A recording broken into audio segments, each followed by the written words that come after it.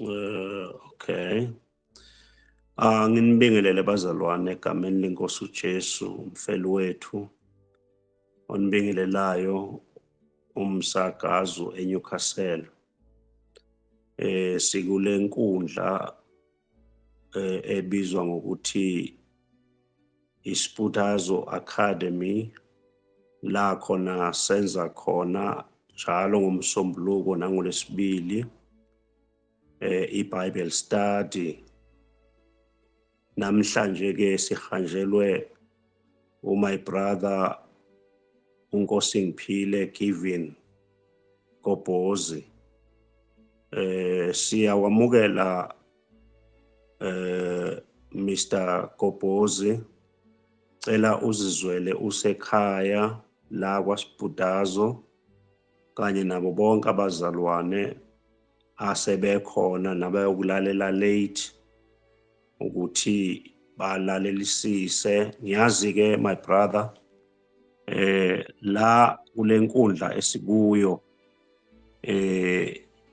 i-community yethu isixoxa ngolimi lwesiZulu, kodwa uyakwazi ukumixa ukhulume ukuba nabo bakwazi ukucosha uma ukhuluma igama elithile ngolimi oluthile, uthi ukuhlaziya ukuchithekele noma u-unpack ukuba nalaba abangekho la, khona abangekho la ku-Telegram abalinde ukuhlangana nayo mase siyithumela ku-WhatsApp.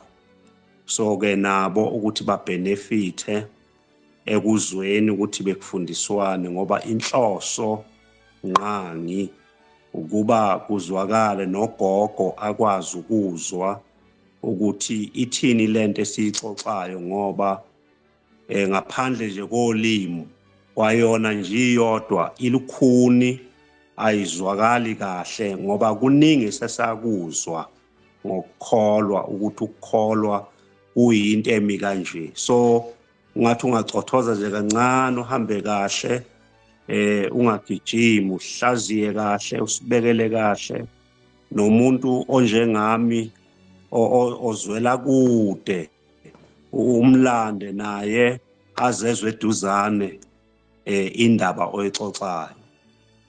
Isihloko sakho ke uzosethula mzalwane oxoxa ngaso bese uyaqala. I-mic ngiyinikeza wena njengamanje. Asimemukeleni bazalwane umzalwane sithi nje hallelujah, you are welcome at Sputazo Academy. Hallelujah. Hallelujah. Hallelujah. Hallelujah, you are welcome. Hallelujah. Sputazo Amen. Academy. Yes. Siyakwamukela nawe mzalwane wami engiqala ukukubona uCassius P. Please feel at home. Be welcome. You are our brother in Christ. Over to you, Mr. Gobhozi. Amen. Siyabonga kakhulu Baba Kazu. Sibingelele abazalwane egameni likaJesu, sibingelela ama-students aseSputazo, sibingelela abaholi, abafundisi abangalali imini nobusuku belungisa ukuba basifundise. Kungumusa, ngingasho futhi ukuthi kuyinhlanhla ukuthi sibe nabantu abasihloma bengapheli amandla. Nathi kufanele sibe nako lokho ukubakhulekela nokubanxusela enkosini ukuthi baqhubeke emsebenzini wabo bangadangali.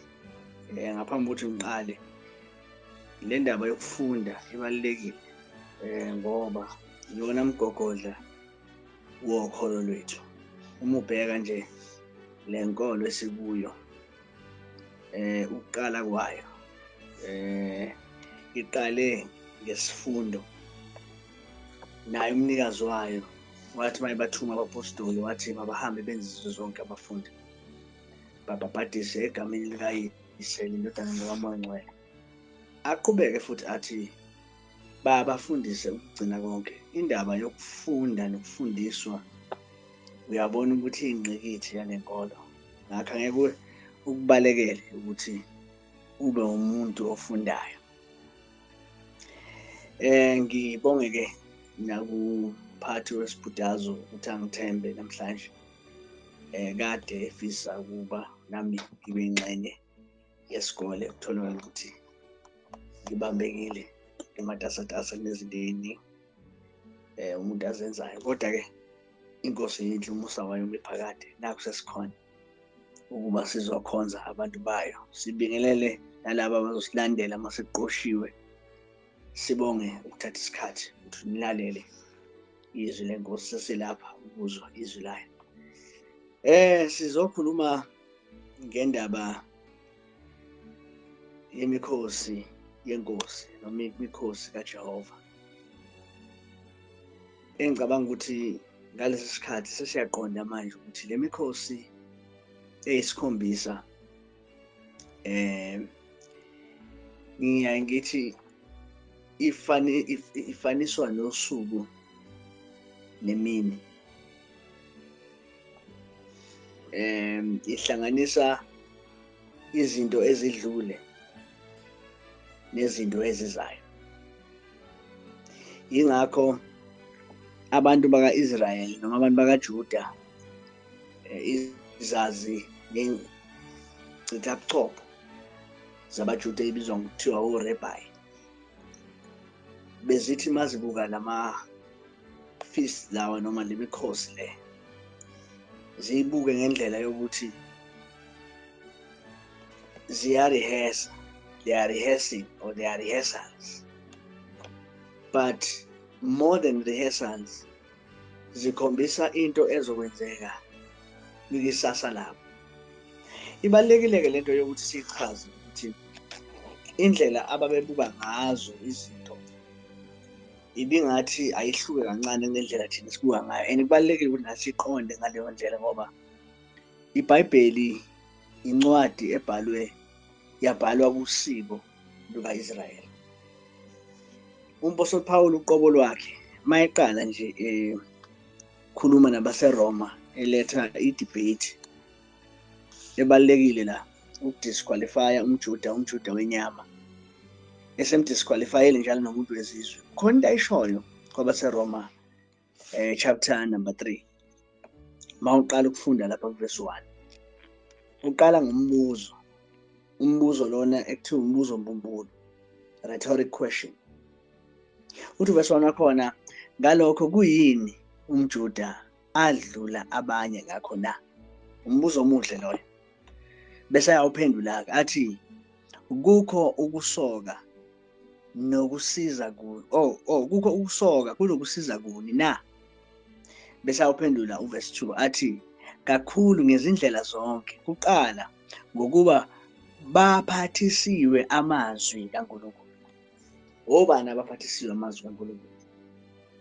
Yila abakhuluma ngabo kuverse 1, ukuthi umJuda udlula ngani kwabanye na? Nokusoka kwakhe-ke kusiza ngani na? Impendulo-ke useyayiletha ukuthi asichazele ukuthi impela ngokudlula zonke, kuqala baphathisiwe amazwi kaNkulunkulu. La mazwi kaNkulunkulu esiwafundayo kufanele siqonde ukuthi amazwi ayekhulunywa kubo, and uNkulunkulu mayekhuluma kubo wayekhuluma ngendlela abayiqondayo. Bangangabona ezinye zezinto, excuse me, kodwa uNkulunkulu wayekhuluma kubo. Yabona nje macaciswa noma chasiselwa noma bebuka lento ekuthiwa ama-feast, ngiyenzela ukuphendula umbuzo mhlambe eningawubuzanga nomunye mhlambe azoyibuza wona ukuthi why isifundazwe size sibe worried about ama-feast ka-Israyeli. Isizathu ukuthi amazwi kaNkulunkulu ayinikezwe bani? Ayinikezwe abaJuda. Ngakho-ke nangendlela nabo abaqonda ngayo ibalulekile nathi ukuthi siqonde ngayo ngoba iyona ezosinikeza umhlahlandlela noma nabo uma bebhala ngomqondo wobuJuda. Alright, so makubhekwa-ke lama-feast lawa njengoba uwabona nje, lama-feast lawa aye-reflector ngemuva njengoba ama-Talmud nje ethi ama-rehearsals. Right, nithini konje ukurehesa ngesizulu? Nangethi Okay. ukufundela. Yebo, ngicabanga ukuthi ilona gama elingconywana esingasebenzisa, ukufundela. Lemikhosi lena yayiyindlela yokufundela nokubuyekeza. Ukubuyekeza imisebenzi uYahwe ayenza phakathi kwa-Israyeli ngenkathi ebahlenga. Linakiseke leli gama esisebenzisayo, ukuhlenga.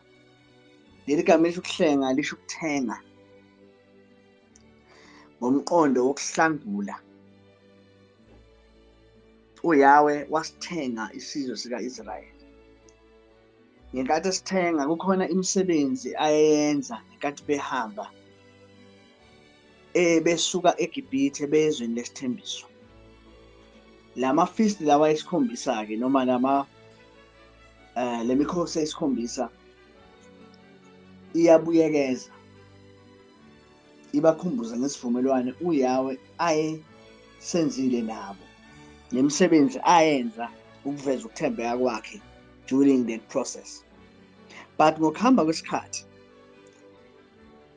the very feast yayise ikhomba ikusasa, the future. Now ikhombani in the future?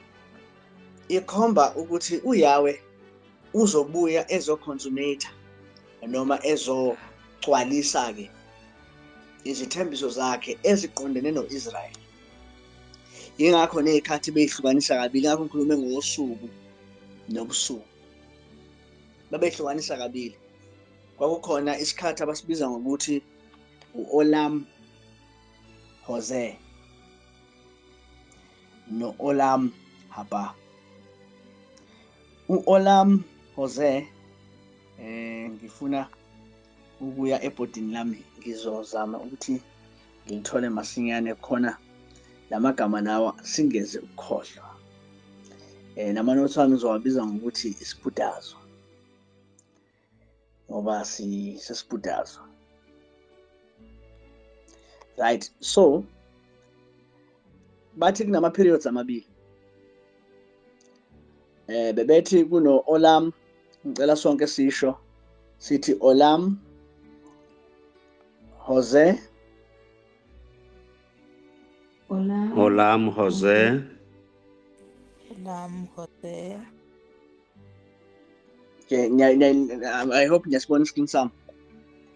Yeah, sesibona. And Olam Haba. Now, kuno Olam Hosea no Olam Haba. Now, u-Olam Hosea kukhona into ayishoyo. Usho lento sithi i-present, because yabona nje uma ubona u-Olam, ngiyazi kuthiwa kade ngifunda iscript, uma ubona u-Olam lelo gama lelo lishoni age. So Olam Hosea usho present age, but not just any present age. Hayi nje ukuthi inkathi yamanje. It is a temporary. Okay.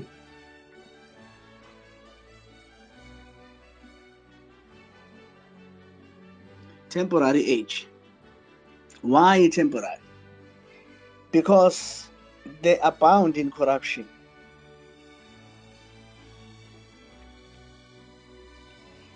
Now, the corruption ivela phi? Ivela from the law. Now, ngicela ukuthi uyibambe le. Hayi ukuthi umthetho omubi, umthetho omuhle. Umthetho, as long as udemanda, uveza i-rebellion kubo. So now, in the current age, Israel is failing dismally. They are subjected to all corruption. In fact, uMoses uyena ositshelayo ukuthi uIsrael vele uzoyicorrupt. Lapha kuDeuteronomy chapter number 31. Bese ububi buyabehlela ngezinsuku zokugcina. Evil will befall them in the last days. So the current age kept them in corruption. Yayibagcina ebuzeni. Yayibagcina ekuboleni. So then izobanikeza ithemba le-future. Now, njengoba ngishilo ngithi uMose uyena okade batshelwa. Masiya lapha encwadini yeDeuteronomy, asiye kuDeuteronomy. Siyangena kulama feast kancane ngisa establisha into ebaluleke ngale ndlela yesimanga. Kulokhuzana kuDeuteronomy 28 ukhuluma ngeziqalekiso nezibusiso zomthetho ezizobehlela, but esikhulu kakhulu isiqalekiso esokudingiswa kwabo besuswa ezweni lesithembiso. Lapha kuDeuteronomy ngiyathemba ukuthi niyabona iscreen sami. Deuteronomy chapter number 1. Kuyakuthi lapho zonke lezi zinto sezikwehlele kuyo Israel, izibusiso neziqalekiso engizibekile phambi kwakho. Uzindle ngazo enhlizweni yakho phakathi kwezizwe lapho uJehova uNkulunkulu wakho ekuxoshele khona. Kusho ukuthi labantu basemathuneni manje. Abasekho ezweni lesithembiso, basemathuneni. Indlela nabo bebona ngayo ukuba semazweni, bangabe ezweni lesithembiso, bangabe ezweni lokho khobaba uAbraham, Isaka noJakobe. Uverse 2 besathi ubuyele kuJehova uNkulunkulu wakho. Mhlambe uMose la ubukela uJohane ngenkathi uIsrael seqala manje ebuyela kuJehova. Besuka endaweni zonke eJudiya behlakazeke kuze babuyela kuJehova uNkulunkulu wabo. Ulilalele izwi lakhe njengakho konke engakuyala ngakho namuhla.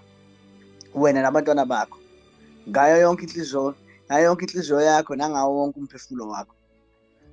Khona uJehova uNkulunkulu wakho uyakwenza njani? Uyakubuyisa ukuthunjwa kwakho, akuhawukele ukuze akubuthe ezizweni lapho uJehova uNkulunkulu wakho ekuhlakaze khona.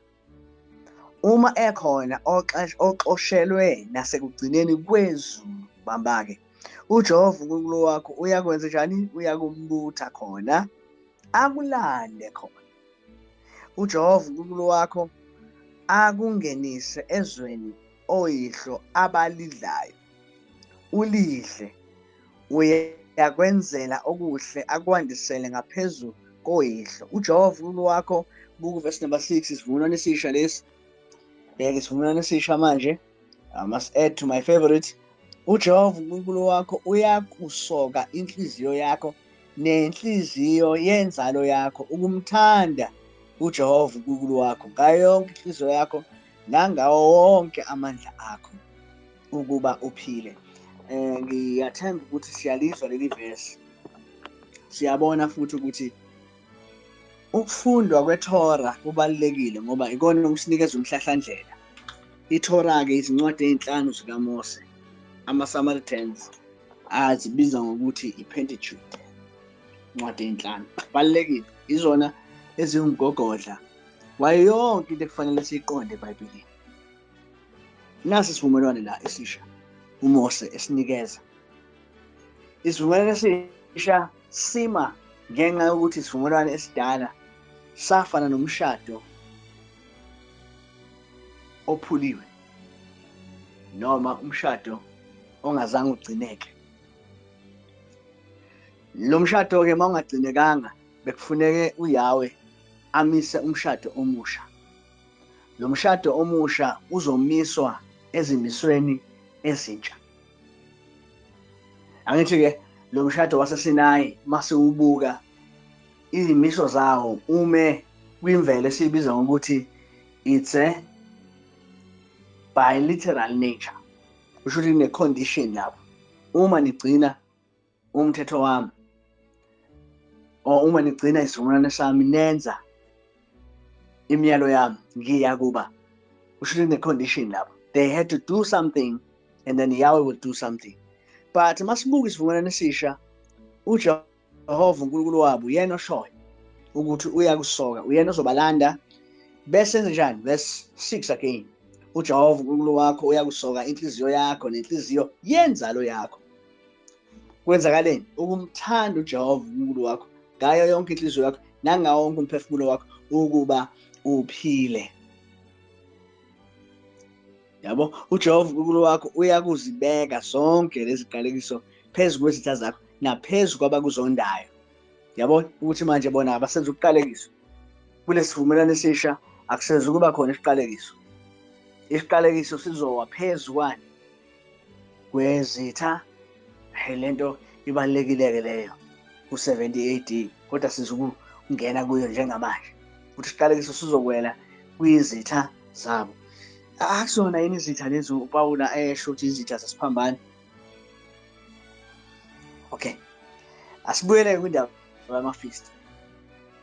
Amafeast-ke ka-Israyeli into ayeyenza-ke ayeyimilenze emibili etshela u-Israyeli ngalento ekuthiwa ufuduko lokuqala. Khumbula ufuduko lokuqala. Uma uzongena kumqondo womuntu waka-Israyeli ukhulume ngensindiso, asikho isikhathi azokhuluma ngaso ngensindiso njengesikhathi bephuma eGibhithe. So yena mayechaza insindiso ku-Olam Hosea, uchaza isikhathi bephuma eGibhithe. So their departure from Egypt is an indication of salvation. As much as a believer, mayemaka i-cross, uyimaka as a place of salvation. So la kuno Olam Hosea, ba subject to Olam Hosea, belindele isikhathi ekuthiwa Olam Haba.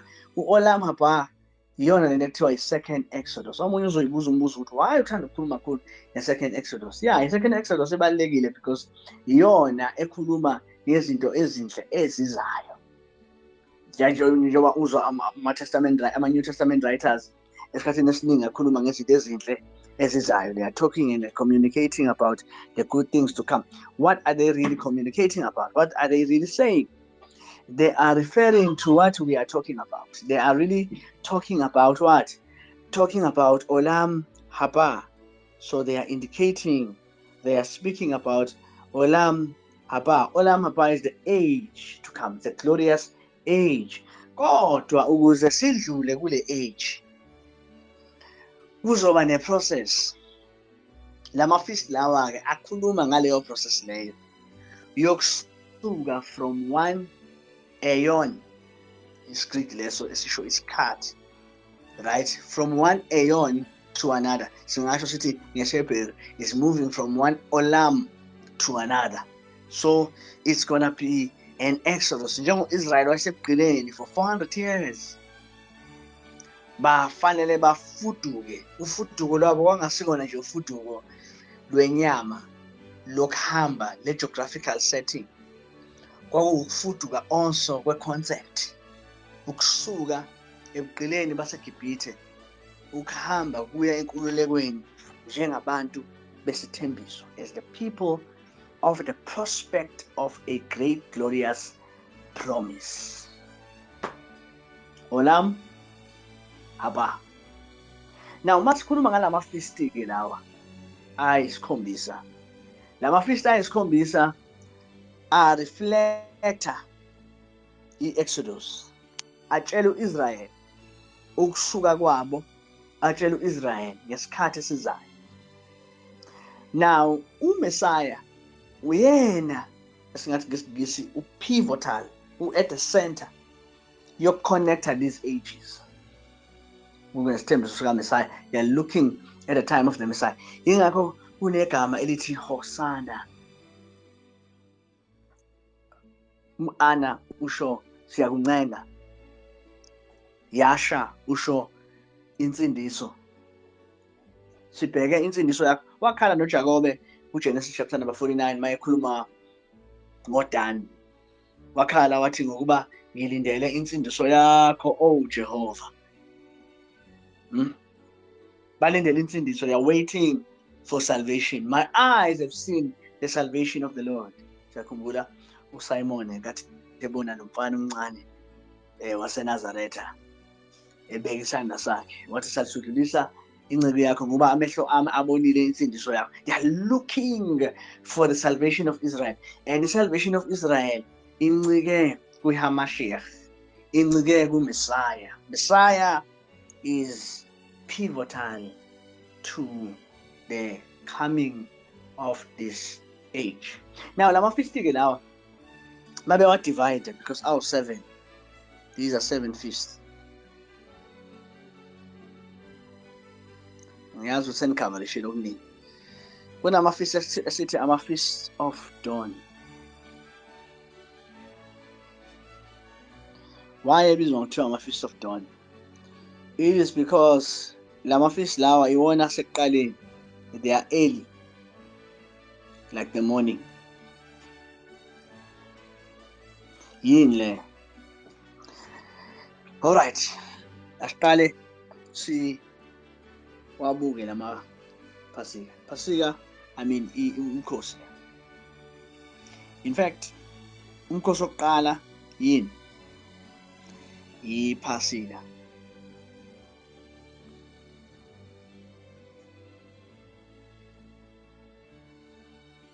Umkhosi wesibili unleavened bread.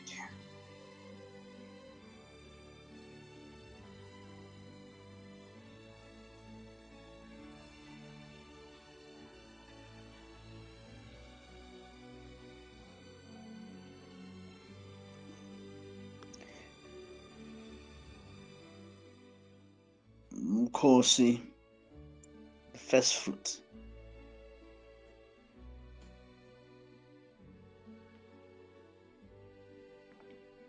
Anganoma salandela.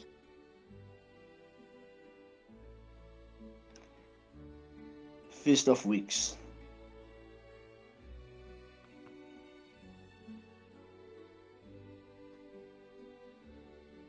So we have as we counted, sithe nama holiday, sithe siqala ngani?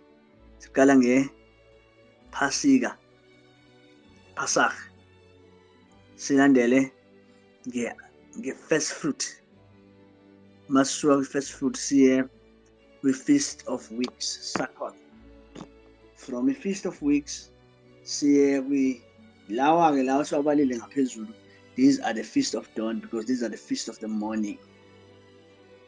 They are the Feast of the sunrise. Okay? I'm not going to finish this teaching today. I'm realizing there's a lot to cover. The English on Genela Feast with 3, but I'm realizing there's a lot if I comment. Go on Genama Feast. The Feast of Trumpets, then I'm a Feast of Dawn, I'm a Feast of the Eve. Why? I'm a Feast of the Eve. Check out too. Aseqaleni uIsrael mayephuma eGibhithe, and they are subsequent to each other. They are chronological and subsequent to each other, these feasts. But mawucheka from the Feast of Trumpets, lama feast ahlangene nokungena kwabo. Now bayahlanganiswa manje, they are being gathered, right? So beyangena in their land. It's about them inheriting the promise.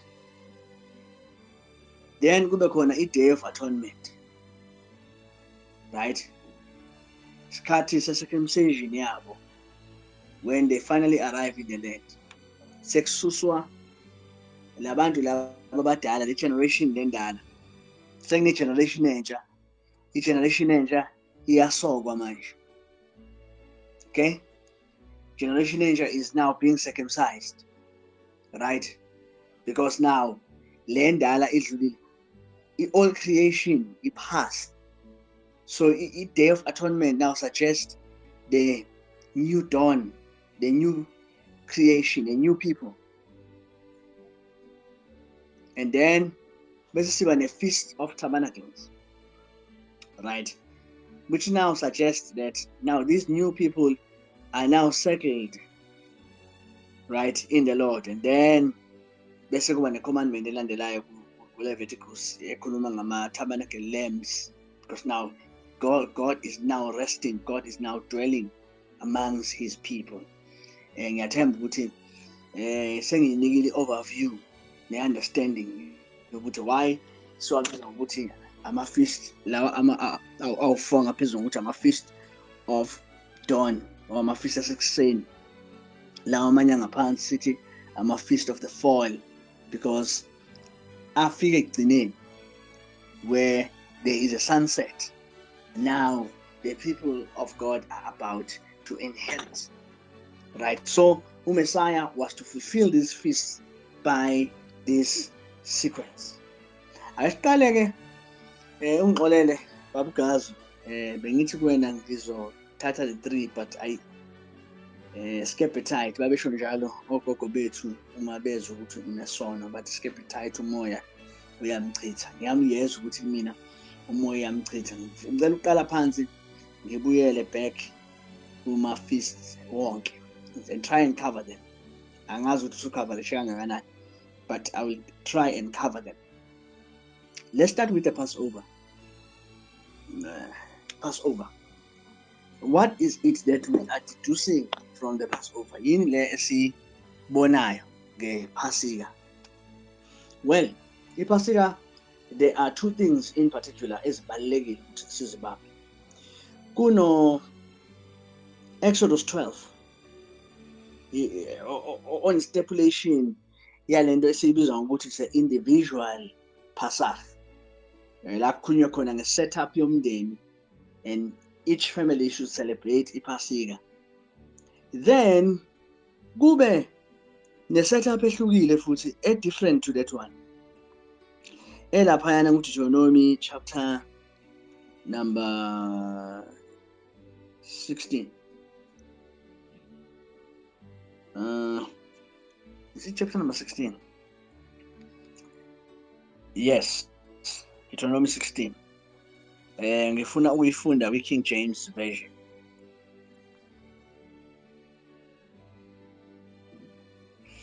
Observe the month of Abib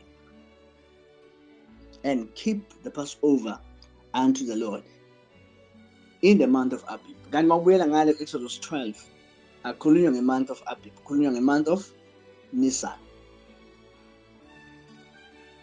Now lana ibizwa ngokuthiwa Abib.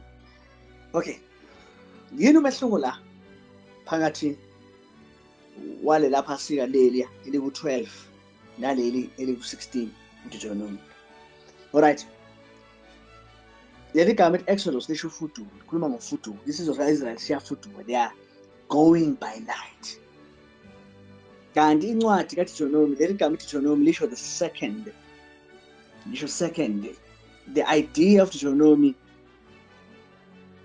ungasho uthi it's a midrash, or it's a Talmud. Incwadi kaDeuteronomy izama ukuchaza imithetho ekade ibekiwe, but now trying to simplify them, because now le mithetho eminye yayo ibi-canonized live in real time. Ibi izimiso ezimiswa u-Israel ehamba. Kodwa manje u-Israel usedlulile lapho, sebebukela back lento ethiwa i-redemptive history. They are reflecting on it, right? So now uDeuteronomy ke uyacacisa ukuthi this is what then you should go about mawurehesa iPasaka. Now sibuka ukuthi iPhasika limarka the opening of the calendar, ungasho ukuthi the opening of the womb ka-Israel as a nation, Yahweh. For in the month of Abib, Yahweh your Elohim brought thee out of Egypt. So he took them out. Go back to Ezekiel chapter number 16. They were cast out. Right? Uti, thou shalt therefore sacrifice the Passover unto the Lord your God of the flock, buka ukuthi ayisekho ilembu now. Now sekhona imanje of the flock and the head in the place. Nakhona manje, it's not just family Pasach. Now it's what? It's national. It's corporate. Sizwe Israel sonke is now commemorating this Pasach, right? In the place which Yahweh shall choose. So the idea siyibona laphana kwi-New Testament njengoba ubabona behlangana besuke endaweni ezihlukene, right? Bahlangana nje because iPhasika leli liyaliwe ukuthi balidle in the place where Yahweh shall choose. Anganoma isananeleka le ndawo. Now, iPhasika it's quite interesting ukuthi ngendlela elibaleke ngayo ku-Israel. Sibuye siyanotice and ukuthi senze it study. Because Israel engafanelekile, for instance, uligubha iPhasika liyakwazi ukuthi lishintshe. We call it an adaptive feast because they had to keep it. Ingakho ngishilo ngathi uma ukhuluma ngo-Israel, uma ukhuluma ngensindiso, it is a marker. Lapha kuNumbers chapter 9, right? Verse 1. The Lord spoke unto Moses in the wilderness of Sinai in the first month of the second year after they were come out of Egypt. Let the children of Israel keep their Passover at his season. Now, in the 4th day of the month, when at the evening, so this is a feast in the evening, you shall keep in its appointed season according to the rites of it, according to all the ceremonies thereof, you shall keep it. Moses spoke to the people of Israel that they should keep the Passover, and they kept the Passover on the 40th day of the first month at evening in the wilderness of Sinai, according to what the Lord has commanded. And there were certain men, watch this now, Bambagila. There are certain men who were defiled by the dead body of a man, that they could not keep the feast on the day. They came before Moses and before Aaron on the day. And those men said, we are defiled by the body of a man. Wherefore, we kept back that we may not offer an offering to the Lord in an appointed season among the children of Israel. Moses said unto them, stand still. I will hear the Lord, and he will command concerning you. And the Lord spoke unto Moses, saying, speak unto the children of Israel. If anyone of you, of your posterity, that is of your seed, shall be unclean by reason of the dead body, or be on the journey afar off, you shall what? Underline that. Keep the Passover unto the Lord.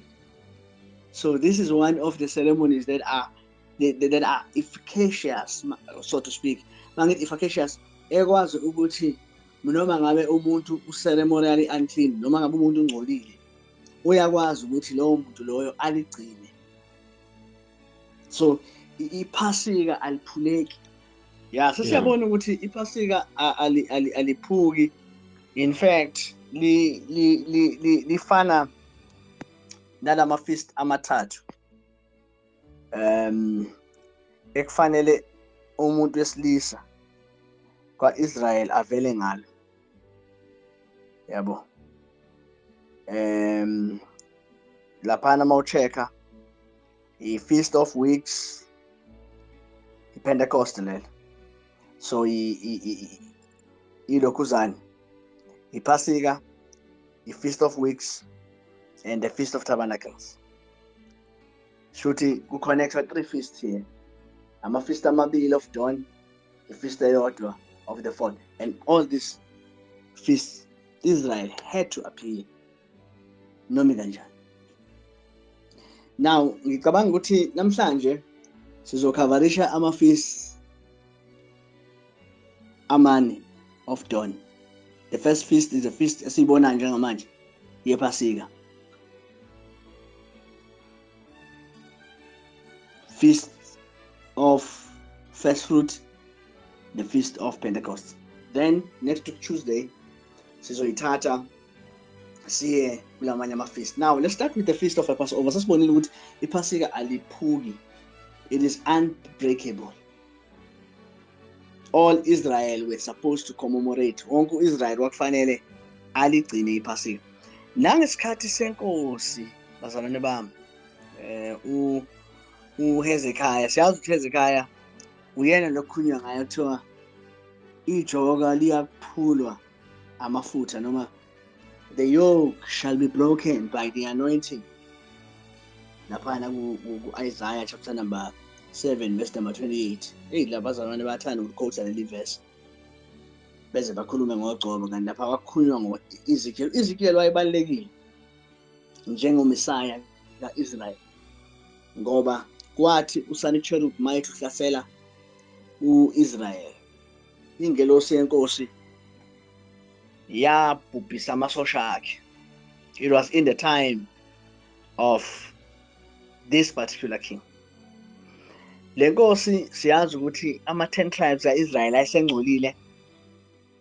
uYahweh wawajaha, wawakhipha ezweni labo, baba scattered. Now masifunda ku-2 Chronicles chapter 20, uyena uHezekiah wabhala ama-letters ukuthi wonke uIsrael agcine iPhasika. Although they were defiled, but the Passover, you can read for yourself, kwabiza ukuthi laphayana lidilewe isikhathi sakhe, because Israel owayesengcolisile naye kwakufanele ukuthi azopurifywa, ahlanzwe on the day of the Passover. This is where they were supposed to be purified. This is where they were supposed to be washed. And yila sibona khona the two nations in a while sebehlukene, or centuries sebehlukene, but they were unified on the day of the Passover. The Passover kaHezekiah. Now, in the mind of a Jew, the Passover would be a time, not just a time of their purification and washing. It will be a time of their union and unity, because isizwe Israel sase scattered all around the countries. But Messiah, during the Passover, will unite this nation. They will not only be washed, but the two nations will be united. That is very important. So iPhasika was not a point of them just being washed, but was a point of them being united. Now uMessiah, njengoba simbona ngosuku akashelwa ngalo, he is now reflecting on this. Sesiyazi by now, ngicabanga ukuthi ubaba Gazu covered us ukuthi in that eve, because the celebration yamaphasika manje sebehlukanisa kabili. Angithi kukhona leli celebrate ama individuals in between those eves. Lokhu celebrate kabili kusho kona lokhu pointa kona nezinto esizikhulumayo. Zani the Exodus, ukuthi lama individuals bemndeni uRabi nabafundi bakhe points to the past. It says yila Israel aphuma khona, they came out as individuals, as families. Langakusasa, not langakusasa per se, but on the same eve lakhona now abapriesti babema into two sections, beshintshana ngama-bounds. Ilona iphasika leli elikhulu, a higher Pasach. Leli ilelela likhoma in the future where uYahweh sihlanganisa isizwe ezosihlanza. uMessiah uhlangana nabafundi bakhe kule feast le individual, and ugcina nabo wenza wonke hadaga, practices akhona ezindishi ezintathu, the 3 cups. Cup yokuqala deliverance, ngenxa ukuthi reflector. In fact uyabona ukuthi deliverance because ila yokuqala khona kudliwa khona the actual lamb, kudipa khona into a bitter sauce. Kuyachazwa Exodus 12 isizathu sokuthi badle imfino ebabayo, ngenxa yokuthi for 400 years babe sebugqileni, their life was bitter, but Yahweh came at the right time and he delivered them. So ingakho i-pointer to their salvation, a cup of deliverance. So mabephuma eGibhithe, now baya kwi-second cup, bahamba beneyithembiso. They are moving with the promises. See, the manna, right? Ingekati yehla, because that's the first thing yehla. Imana was pointing to the faithfulness of God. Ukuthi what he had promised while they are going, they are transitional to that promise. So it's a prospect of the promise. The second cup leyo.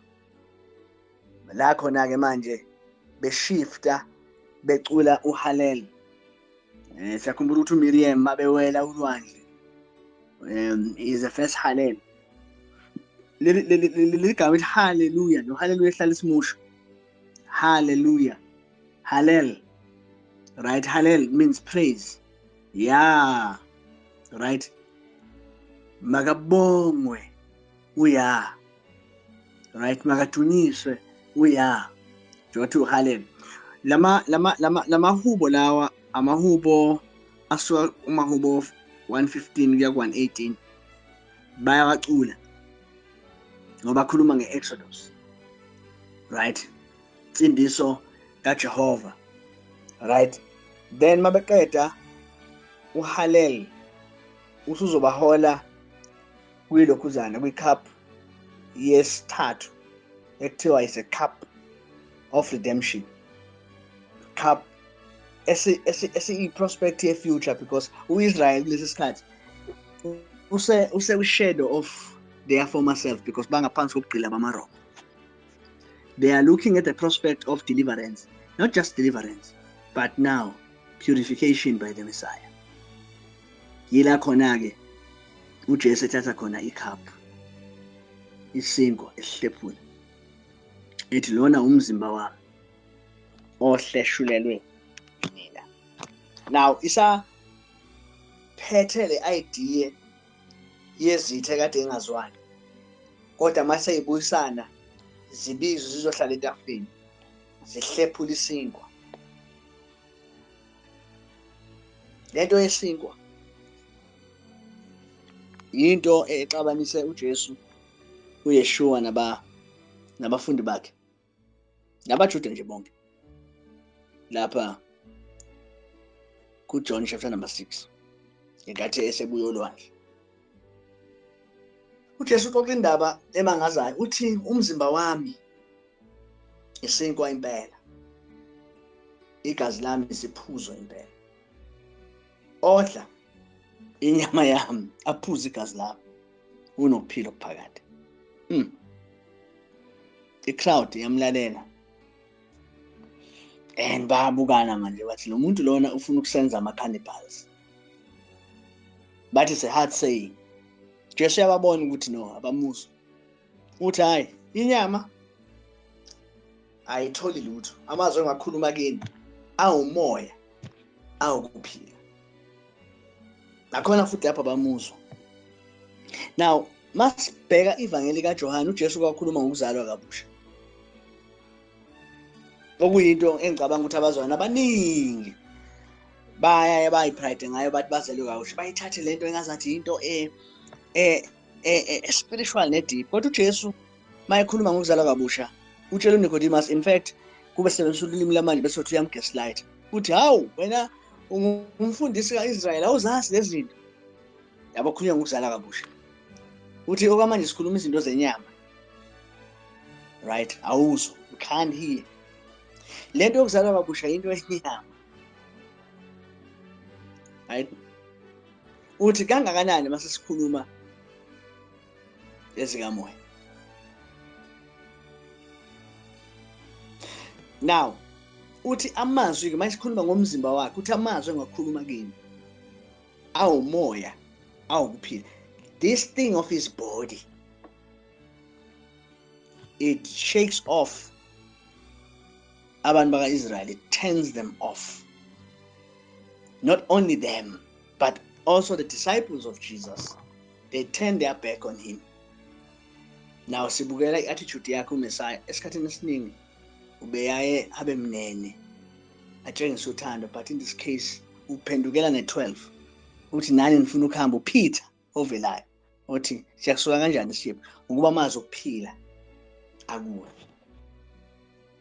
Now he is left with the 12. The rest of the disciples have left him. Now he's left with them and he breaks this bread and he says, this is my body. I wonder ukuthi emqondweni wabo kwakunani kwakuthini engqondweni lakho umaster ekhuluma ngale ndlela akhuluma ngayo. Khuluma ngomzimba. Ngiyabona futhi ukuthi enye le ezongenza ukuthi ngingayikwazi ukuyekela leli class ngoba ngizithola ngingena kuma facets amaningi ngale ndaba yomzimba ngisazobuya kuyona concerning the feast. Then wathatha i-cup wathi leli igazi esivumelwaneni esisha ukho ukuthethelelwa kwezo yonke lento kade niyindele yenzeka egazini lami. Lo mshado omusha, the new marriage is gonna be established in my blood. Babu guys, bengicela ukuthi i-class letu namhlanje silimise la. Ngicela ukuthi ngiyazi ukuthi ngithembisile ukuthi ngizongena kwa all 3, but I'm realizing ukuthi nakhona la kuphasika kuningi ekufanele sikucosha engafuni ukuthi sikushiye. Bengicela ukuthi sikwenze kube i-series form. Next week bengicela siqale early so that ngizokwazi ukucover as many as I can. Over to you, my bishop. Siyabonga kakhulu my pastor Kopozi. Sibonga ukuthi esikhathini esikthole kuso ukwazi ukuba nathi.